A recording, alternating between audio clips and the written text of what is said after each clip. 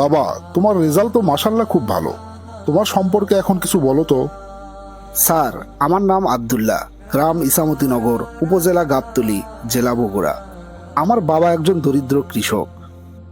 আমি ইসামতিনগর উচ্চ বিদ্যালয় থেকে এসএসসিতে গোল্ডেন A+ পেয়ে ঢাকা কলেজে ভর্তি হই।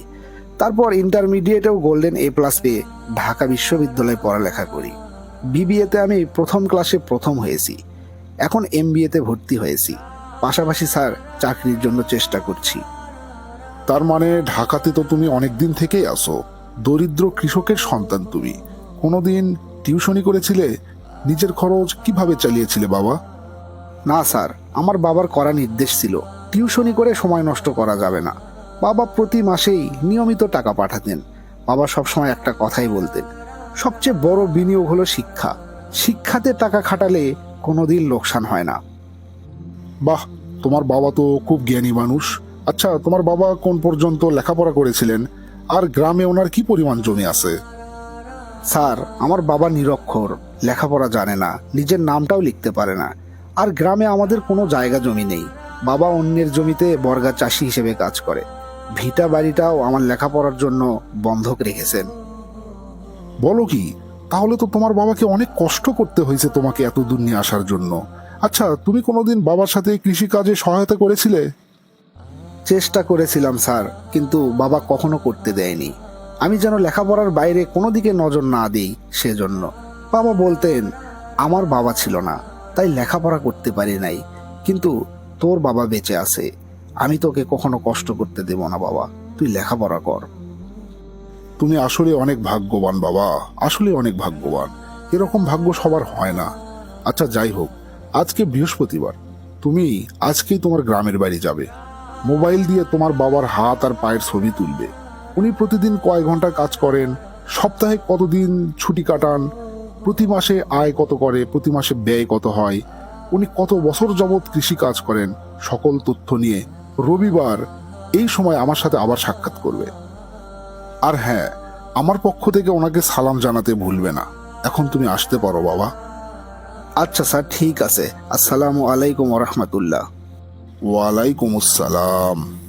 স্যার আমাকে বলেছিল বাবার হাত পা দেখার কথা। বাবার হাত পা দেখতে গিয়ে তো আমি স্তব্ধ হয়ে গেলাম। মানুষের হাত পা এত শক্ত হয় কিভাবে? হাত পায়ে এত ফাটা! বাপরে বাপ! আচ্ছা বাবা, তোমার হাত পায়ের এই অবস্থা কেন? এত শক্ত কেন? আর কত ফাটা! তোমার ব্যথা হয় না? এই অবস্থায় কতদিন ধরে আছে তোমার হাত পা? মানে বাবা, আমার হাত পা তো আমার বুদ্ধির বয়সের পর থেকে ইনকে শক্ত। কৃষি কাজ করলে তো হাত পা ইনকে হবি। ইটালে তুই এত হল দিল করিস চুকে কি আছে? না, সেরকম কিছু না বাবা। আচ্ছা বাবা, তুমি প্রতিদিন 14 ঘন্টা কাজ করো, জীবনে কোনোদিন ছুটি ছাটা নাওনি? তোর যে আরো কথা রে বাবা। আমরা কামলা কৃষক মানুষ, আমাদের আবার ছুটি কি? একদিন ছুটি নিলে সেদিন তো পেটত ভাত যাবার লয়, বুঝিস নে? দিন এনে দিন খাওয়া হামাগেরে। আর তাছাড়া প্রতিদিন কিছু কিছু জমে মাস শেষে তোর জন্য টাকা পাঠানো লাগে। সে টাকাই বাসবি থেকে। আর আমার শরীর আল্লাহর রহমতে ভালো আছে। তুই এগুলো চিন্তা করিস না তো বাবা, ছুটি টুটি আমার দরকার নেই। বাবা, আমি অনেক দিন তোমার সাথে খেতে কাজ করতে চেয়েছি, কিন্তু তুমি কোনো দিন আমার কাজে যেতে দাওনি। তুমি কোনো দিন বলো নাই তোমার এত কষ্ট। মাস গেলে ঠিকই আমার কাছে টাকা পাঠায় দিতে। আমি টিউশনি করতে চাইলে সেটাও করতে দাওনি। এত কষ্ট তোমার জানলে আমি টিউশনি করে আমার খরচ চালাতে পারতাম। আসলে আমি তোমার স্বার্থপর ছেলে বাবা। দেখো তো পাগলা সোলডার কাণ্ড। তোকে এক কথার কতদিন আমি কমো? তোকে তো কোসি আমি লেখাপড়া করার সুযোগ পাইনি, আমার বাপ আসলো না, এই জন্য আমি মূর্খ থেকে গেছি। কিন্তু আমার ইচ্ছে আমার বেটা লেখাপড়া করবি, এই জন্য তো তোর কামলা পাট বা কৃষি কাজ করবে দেয়নি বাবা। ওগুলো করবে গেলে কি আর তোর লেখাপড়া হলো হয়নি? আজকে আমার মনের ইচ্ছে পূরণ হচ্ছে। তুই দেশের সর্বোচ্চ বিশ্ববিদ্যালয় থেকে সবচেয়ে ভালো ডিগ্রি অর্জন করছু। আমি তো এতদিন এটাই চাইছি বাবা। আল্লাহর কাছে দোয়া করি, আল্লাহ জান তোক মানুষের মতো মানুষ করে। আসলে আব্বা, বই পুস্তকত খালি পড়ছি, বাপ মায়েরা সোলপোলের জন্য কত কি না করে, কিন্তু তোমার কাছে আমি হাতে কলমে শিক্ষা পেলাম। তোমার মতো বাপ আসলে আর আছে কিনা আমি জানি না। হয়তো সগলিরই বাপ এই রকমই। আসলে বাপের তুলনা বাপই, বাপ মায়ের মতো আর কেউ হয় না। দেখ তো পাগলা সোলটা আমার কি কয় এগলে, সব বাপেরা ইনকেই রে বাবা। বাপেরা শরীরের শেষ রক্তবিন্দু দিয়ে হলেও সোলপলক ভালোবাসার চেষ্টা করে, সোলপলক মানুষ করার চেষ্টা করে।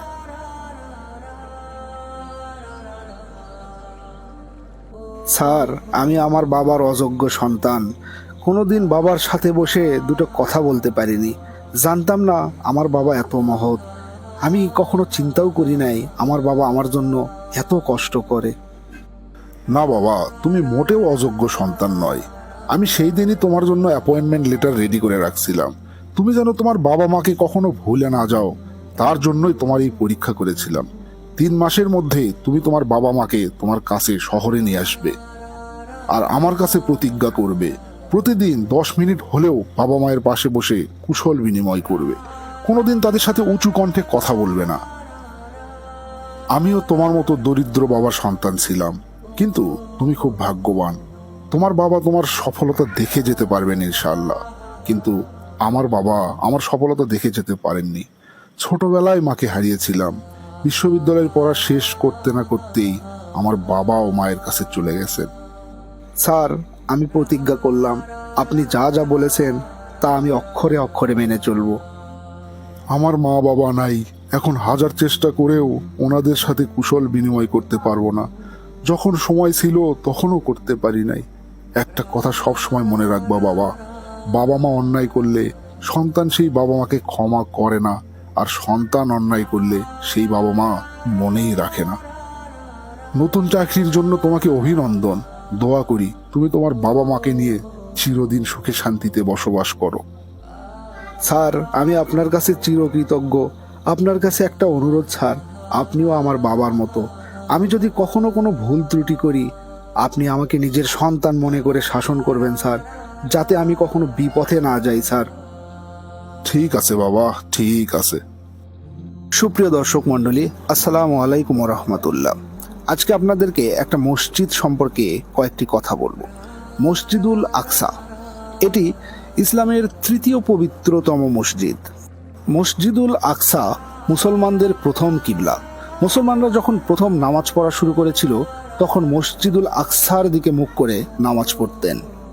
পরবর্তীতে কিবলা পরিবর্তন হয়ে মক্কার কাবা শরীফ নির্ধারিত হয়। মহানবী হজরত মুহাম্মদ সাল্লাল্লাহু আলাইহি ওয়াসাল্লাম মক্কা থেকে ইসরা সফরে এই মসজিদে আসেন এবং এখান থেকেই আসমানে মিরাজে গমন করেন। মসজিদুল আকসা প্রায় 35 একর জমির উপরে প্রতিষ্ঠিত। এখানে কুব্বাতুস সাখরা বা ডোম অব দ্য রক ও অন্যান্য স্থাপনা আছে। আপনাদের কাছে একটি প্রশ্ন, বলুন তো এই মসজিদুল আকসা পৃথিবীর কোন দেশে অবস্থিত? আমি আবারও বলছি, মসজিদুল আকসা পৃথিবীর কোথায় অবস্থিত?